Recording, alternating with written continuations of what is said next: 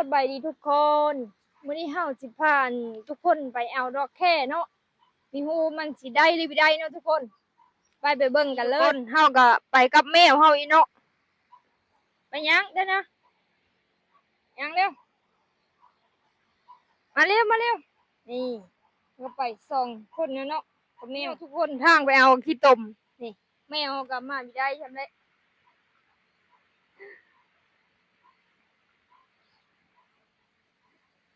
มาได้บ่เดินเร็วๆทางไปกับขี้ตมนี่เนาะทุกคนเฮาสิเบิ่งบรรยากาศเนาะบรรยากาศตอนแรกๆเนาะพี่น้อง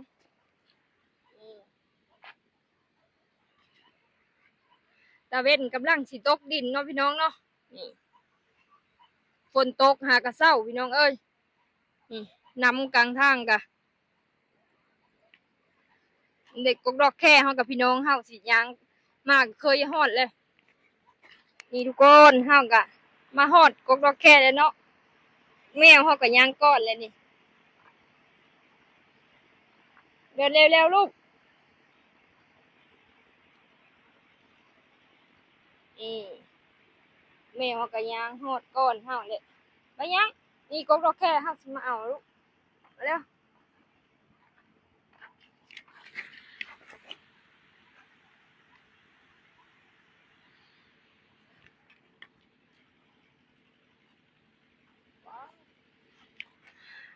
นี่ทุกคนมันกำลังงามๆเนาะนี่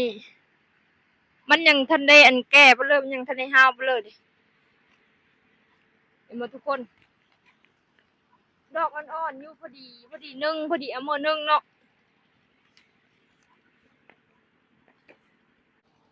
นี่เนาะทุกคนเฮาก็มาฮอดกกดอกแค่แล้วเนาะเฮาก็สิมาเก็บเอาเลย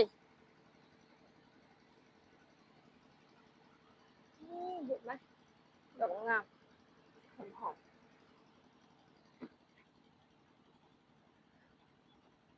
คือมีไว้อยู่นี่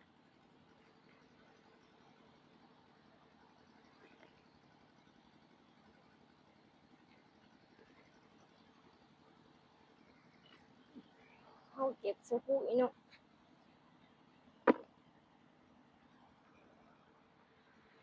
บ้ามีแต่ดอกงามๆทุกคนเอ้ยนี่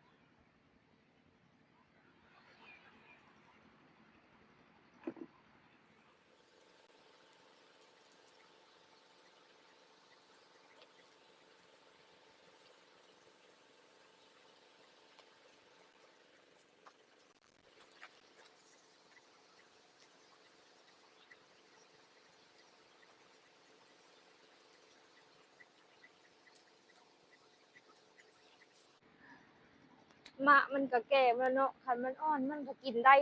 เบิ่งสิตกลงบ่กะ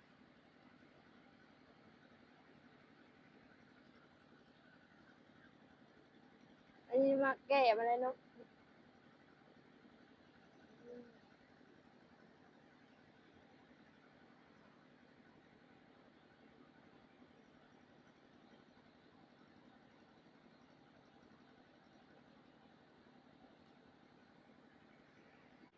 นี่เนาะทุกคนเฮาก็เอาพอเลยเนาะเอาซ้ำพอกินเนาะนี่เอาซ้ำนี้แล้วก็พอแล้วก็วันนี้ก็เฮาสิมื้อเนาะพี่น้องมื้อนี้ก็นี่เนาะทุกคนเฮาก็สินึ่งมะเขืออีเนาะนี่มะเขือเฮาก็ล้างนึ่งมันเดียวเลย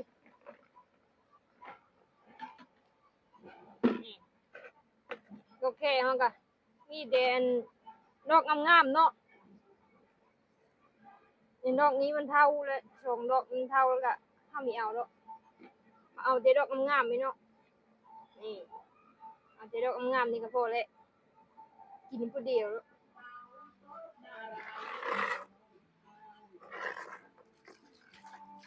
เอาก็ทอดน้ำล้างเลยเนาะทุกคน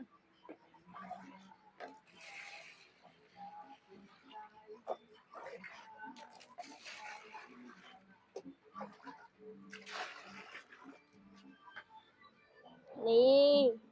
วันนี้ก็เฮาก็มาล้างเลยจอนแหนเซอร์ก็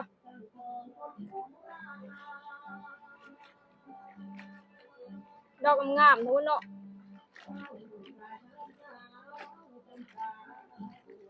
เฮาล้างสองน้ำก็พอเลยมั้งมันอยู่กกไม้มันไม่มีขี้ดินหลายเนาะเฮาสิเอามาเคอนี่ลงก่อนเนาะทุกคนนี่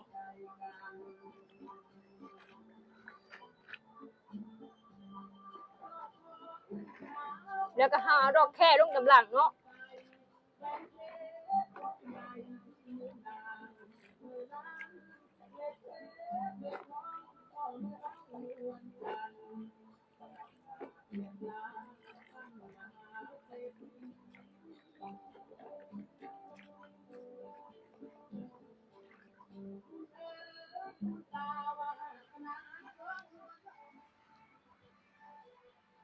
เนาะทุกคนเฮาก็มาเสิร์ฟทางสมอนึงเลยเนาะนี่แป้งมื้อนึงก็แล้วก็เฮาก็เปิดแก๊สเลยเฮาก็เอ็ดอันไผอันอ่อนๆเนาะก็เฮาก็ผ่าหม้อปิดเลยแล้วก็เฮาสิไปเก็บมาคิดเนาะเฮาค้างอันดอกแค่ไว้ก็ค้างมื้อนึงไว้แล้วก็เฮาสิไปเก็บมาคิดมันตำแจ่วปลาแดะเนาะทุกคนไปกันเลยนี่ทุกคนเฮาก็มาฮอดอันกงมาคิดแล้วเนาะนี่กงนี้ก็ต่ำๆนึงทุกคนเอ้ยบ่นี่กงนี้ก็ต่ำๆนึงนั่งเก็บเอาแบบสบายเลยนี่เฮาก็ได้เลย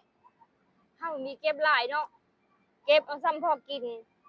เวลาเฮาอันยืดซื้อแกงอีบันดาเฮาก็มาเก็บเอาไม้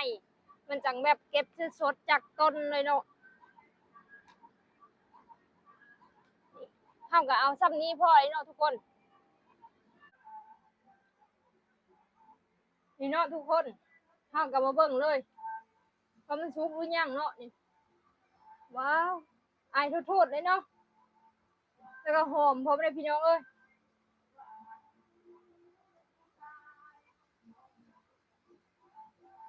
เฮาสิเอาลงมาเบิ่งก่อนเนาะว้าหอมเอาอีกจังหน่อยเนาะเนี่ยทุกคนวันนี้ก็เฮาสิมาปิดอันควันมาคิดเลยเนาะ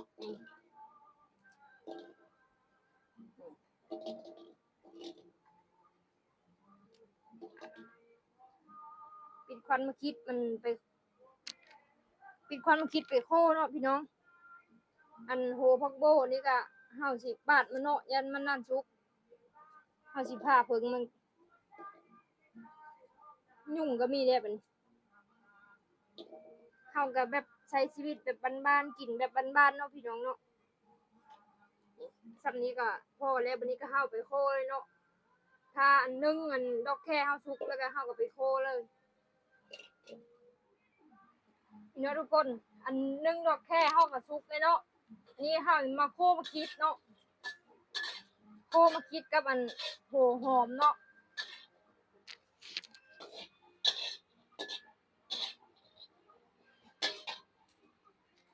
เฮาคู่จังไปป่นเนาะมันจังหอมเอาเบิ่งเลยนี่เฮาก็โคแบบนี้เนาะมันกำลังจะสุกแล้วพี่น้องว่า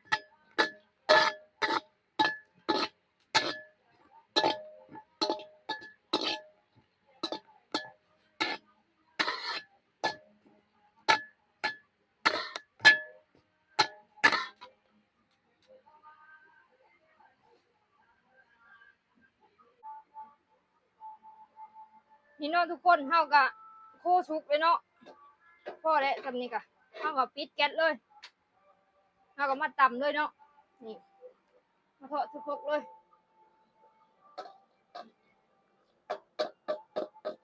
นี่วันนี้ก็เฮาก็มาตำเลยเนาะพี่น้องเนาะเป็นจิโมโม่อะ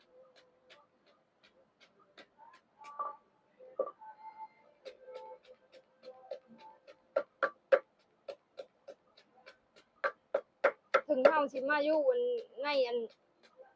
ในประเทศเขาแต่เฮากินแบบมันบ้านๆคือเก่าเนาะพี่น้อง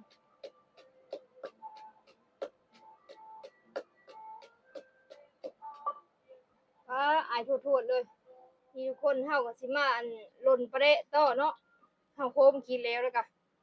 ซื้อน้ำนี่ก่อนเนาะนี่เอาน้ำมันราดเลยอีกทุกคนเฮาก็ไปอันนั้นไปข้างไฟเลยเนาะไปข้างซื้อเตาเลยเปิดแก๊สเฮาก็เอ็ดไฟอ่อนๆเนาะอ่อนแล้วบ่เฮาก็ปะนี่ให้ตัวปลามันละลายให้มันสุกเนาะทำสุกเฮายังปงลงมาใส่แจ่วเฮาเนาะทุกคนชำนี้ยังไม่ได้เนาะมันยังไม่สุกเฮาก็ถ้ามันสุกก็เนาะคันมกนะมันสิหอมกว่าเฮาล่นเอาเนาะพี่น้องเนาะแต่เฮาไม่ได้ไปหาบ่ตองมามกเนาะใกล้สิได้แล้วพี่น้องเอ้ย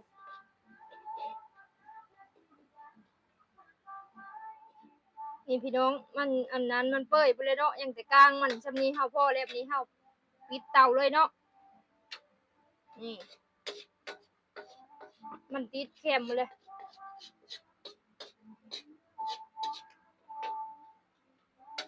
เดี๋ยวเฮาสิไปซื้อแจ่วเฮาเลยเนาะมาวันนี้ก็เฮาสิมาทอดนึ่งดอกแค่เลยเนาะเอ้ามาคือเฮาไปเด้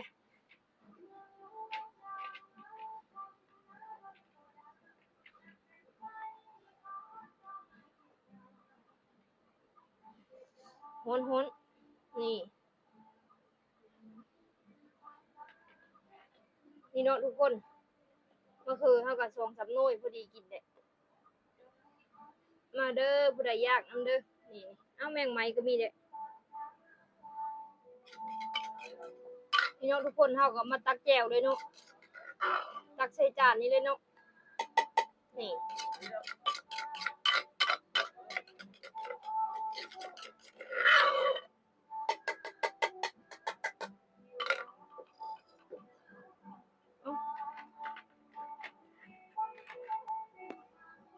นี่ทุกคนนำปลาแดะเฮากะ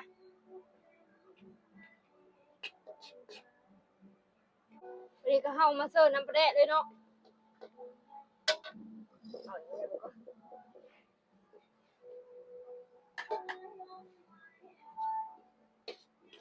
เฮากับประเทศเจอแบบนี้เลยเนาะ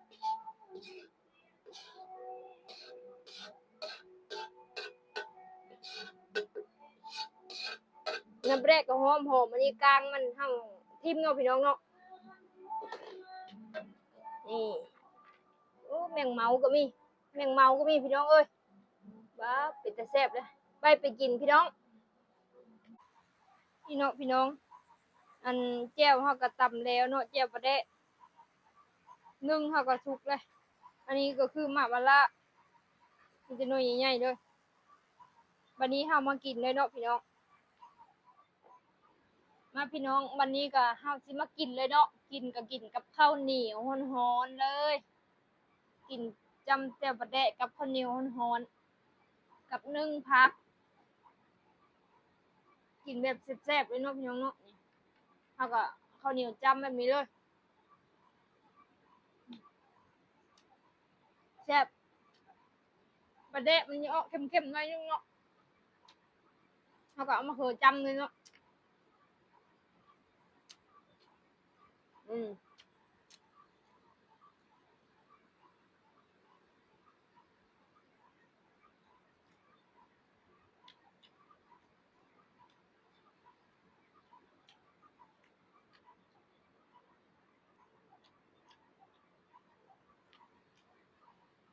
นผู้เดียวคือเก่าพี่น้องเอ้ยมันมีหู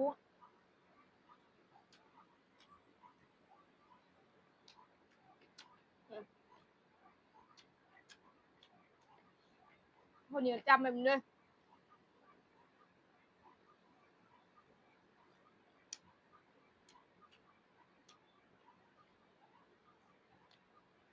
ดอกน้อยๆ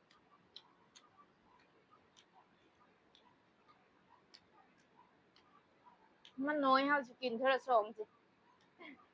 จะสองดอกเลยเนาะ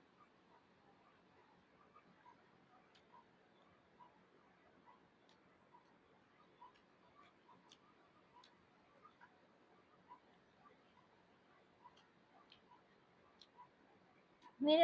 เนาะพี่น้องชีวิตเนาะแต่ละวันแต่ละมื้อกะ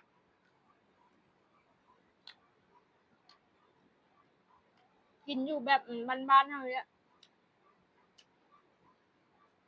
ไม่ได้กินหรูหราแบบเขาหรอกค่ะ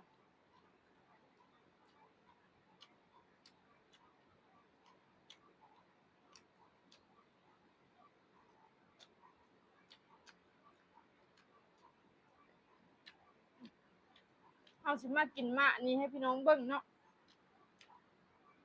เหนื่อยมากใหญ่เป็นใหญ่อ่ะเดี๋ยวเฮาสิกินตัวนี้ก่อน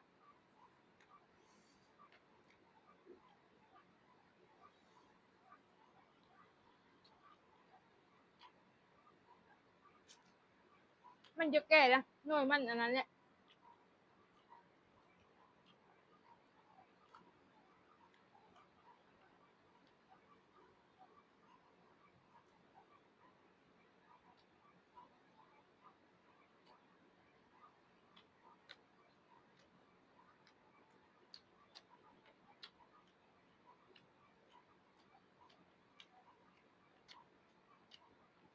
มาคือกินเท่าละหน่อยเนาะหน่อยน้อยอืมแซ่บ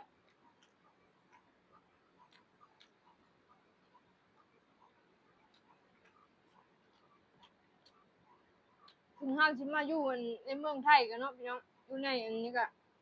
เฮากินแบบบ้านๆเฮาเนี่ย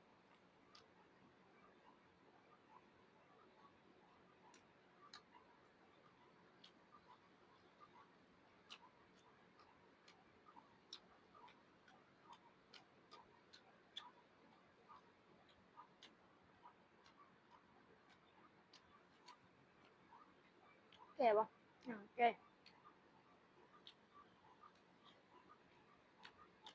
อืม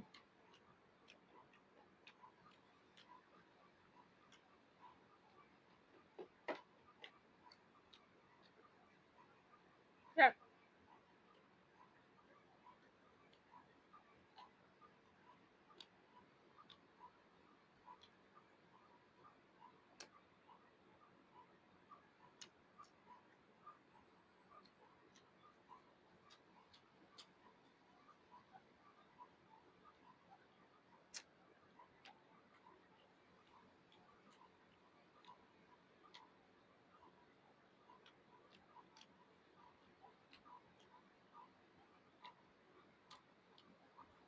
ท่านผู้ใดอันเบิ่งคลิปนี้จบก็